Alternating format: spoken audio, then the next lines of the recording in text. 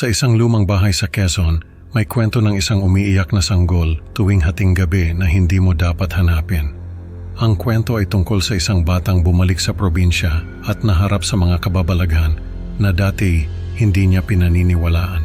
Sa kanyang pag-usisa, narinig niya ang iyak na iyon at sinundan ito sa kagubatan kung saan natuklasan niya ang isang lumang locket na nagdala ng mga alaala at takot.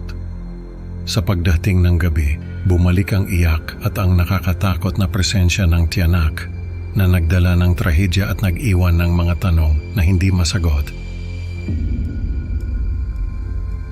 Noong 2010 ay nagbakasyon ako sa probinsya namin sa Quezon sa lumang bahay na kilala sa mga kakaibang tunog sa gabi. Matagal na kaming hindi nakakapunta roon dahil lumipat na kami ng bahay. May mga nangyaring hindi maganda sa bahay na yon, kaya minabuti ng mga magulang ko na lumipat na lang kami sa Maynila. Nung mga panahon na yon ay hindi pa ako naniniwala sa mga kababalaghan. Bagets na bagets pa kasi ako noon, kaya ang nasa isip ko ay hindi totoo ang mga multo at kung ano-ano pang mga maligno. Ang alam ko lang ay mga kwento-kwento lang ang mga yon para takutin ang mga bata. Pero may nangyari sa akin na nagpabago ng pananaw ko. Sa bahay na yon sa Quezon may isang kwento na lagi kong naririnig mula sa mga magulang ko. Kapag daw hating gabi ay may maririnig kang umiiyak na sanggol. Hindi daw yun maririnig sa loob ng bahay, kundi sa labas. Ang sabi nila mama, kapag daw narinig mo yon ay huwag na huwag kang lalabas para hanapin yung umiiyak na sanggol.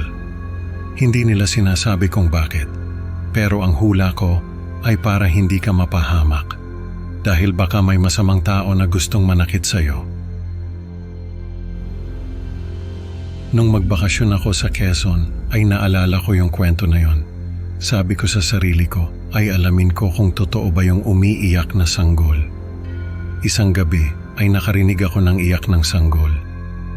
Nasa loob ako ng bahay at natutulog na sana, pero hindi ako dalawin ng antok. Noon ko narinig yung iyak, tumayo ako at nilingon yung paligid. Baka may sanggol na natutulog sa bahay, pero ako lang mag-isa noon. Lumabas ako ng bahay at pinakinggan yung iyak. Galing yun sa kagubatan na nasa likod ng bahay namin. Wala naman nakatira roon kaya nagtataka ako kung bakit may sanggol na umiiyak doon. Naalala ko yung kwento nila mama. Totoo pala yung umiiyak na sanggol. Pero sa halip na matakot ay lalo akong na-curious. Gusto kong malaman kung saan nanggagaling yung iyak na yon. Kaya kahit na natatakot ako, ay nilakasan ko yung loob ko at pumasok sa kagubatan. Habang naglalakad ako, ay palakas ng palakas yung iyak ng sanggol. Hindi ko alam kung saan ako pupunta dahil wala naman akong nakikitang bahay o kahit anong ilaw man lang. Basta naririnig ko lang yung iyak. Hanggang sa bigla na lang itong tumigil. Tumigil din ako sa paglalakad at nilingon yung paligid. Nasa gitna na ako ng kagubatan. Hindi ko alam kung saan ako dadaan pabalik sa bahay namin. Nagsimula akong kabahan. Hindi ko alam kung bakit ako pumasok sa kagubatan na yon. Wala akong dalang flashlight o kahit posporo man lang. Tanging ilaw lang ng buwan ang nagsisilbing liwanag ko. Naglakad ako pabalik pero hindi ko alam kung saan ako dadaan. Hanggang sa makakita ako ng isang bagay na nagre-reflect sa liwanag ng buwan. Lumapit ako roon at nakakita ng isang lumang locket. Pinulot ko yon at binuksan. May maliit na larawan sa loob. Larawan ng isang sanggol na hindi ko maipaliwanag pero parang nakita ko na. Kamukha ko siya nung baby pa ako. At biglang bumalik sa akin ang mga alaala ng mga kwento ng aking lola tungkol sa mga maligno.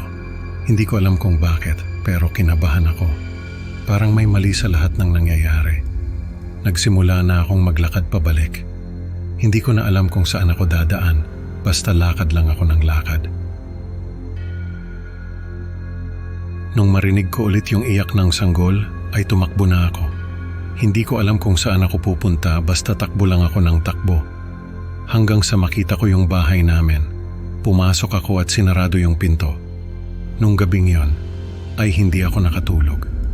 Iniisip ko kung ano yung nakita ko sa kagubatan. Naalala ko yung mga kwento ng lola ko. May isang maligno na tinatawag na tiyanak. Nagaan yung sanggol ito para malinlang yung mga tao. Sa mga sumunod na gabi ay lagi kong naririnig yung iyak ng sanggol. Hindi ako makatulog dahil doon. Lagi akong balisa, parang may nagmamasid sa akin. Parang may naghihintay na lumabas ako ng bahay para sunggaban ako. Kinausap ko yung isang matandang albularyo sa lugar namin. Sinabi ko sa kanya yung nangyari sa akin at yung naririnig kong iyak ng sanggol. Binigyan niya ako ng mga anting-anting, sabi niya. Ay ilagay ko raw sa mga bintana at pinto ng bahay para hindi makapasok yung tiyanak. Sa una, ay gumana yung mga anting-anting. Hindi ko na naririnig yung iyak ng sanggol.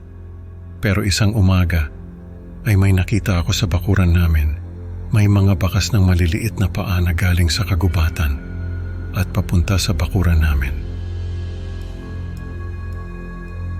Nung makita ko yon, ay nagdilim yung paningin ko na himatay ako.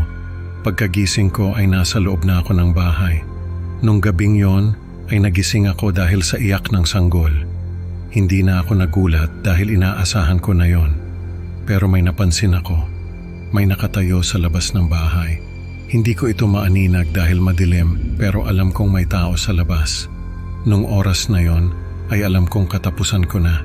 Alam kong yung tiyanak ay nasa labas at hinihintay na lumabas ako. Pero mali ako dahil biglang bumukas yung pinto at nakita ko yung tiyanak. Maliit lang siya pero hindi siya mukhang sanggol. Para siyang maliit na tao na may malalaking pangil at kuko. Nagsimula akong sumigaw. Hindi ko alam kung anong gagawin ko. Nung oras na yon ay parang hindi ako makagalaw sa takot. Bigla kong naalala yung lolo ko. Nung mga panahon na yon ay kasama ko na siya sa bahay.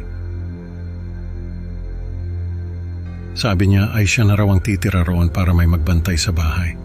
Nung makita ko yung tiyanak ay naisip ko na baka nasa labas lang si lolo at magpapakita siya para protektahan ako.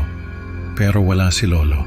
Nung oras na yon ay naisip ko na baka pinatay na siya ng tiyanak. Pero mali ako dahil biglang sumulpot si lolo mula sa dilim at hinampas ng kahoy yung tiyanak.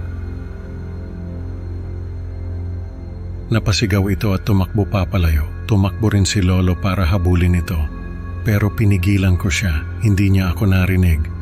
Nawala na siya sa dilim. Nung mga oras na yon ay nagdasal ako. Nagdasal ako na sana ay makabalik si lolo. Pero ilang minuto na ang lumipas ay hindi pa rin siya bumabalik. Bigla akong nakarinig ng sigaw ni lolo. Nung marinig ko yon, ay alam ko na kung anong nangyari sa kanya. Pinatay siya ng tiyanak, iniwan akong mag-isa at takot na takot. Hindi ko alam kung bakit ko nagawa yon, pero lumabas ako ng bahay at tumakbo papunta sa bahay ng mga kamag-anak namin. Sinabi ko sa kanila yung nangyari at agad silang nagtungo sa bahay namin. Pero wala na si lolo at wala rin yung tiyanak. Naiwan lang ang mga bakas ng paa at ang malamig na hangin ng kagubatan. Simula nun ay hindi na ako tumira sa bahay na yon. Pero yung mga kamag-anak namin ay may naririnig pa rin daw na umiiyak na sanggol tuwing hating gabi. Nung mamatay yung lolo ko ay parang nawalan ako ng pag-asa. Pero nagpatuloy pa rin ako sa buhay. Dala ang takot at pag-iingat. Ang mga alaala ng tiyanak ay patuloy na nagmumulto sa akin. Isang paalala na ang mga kwento ng kababalaghan ay hindi lang katang-isip, kundi babala sa mga panganib na hindi nakikita. Sa kwentong ito, natutunan natin na hindi lahat ng iyak ay dapat sundan, lalo na kung ito'y nagmumula sa dilim. Salamat sa pakikinig mga ka-creepy. Huwag kalimutang mag-like at subscribe para sa mas marami pang nakakatakot na kwento. Hanggang sa susunod na upload mga kaibigan. Tandaan, sa dilim ng kagubatan, hindi mo alam kung sino o ano ang naghihintay.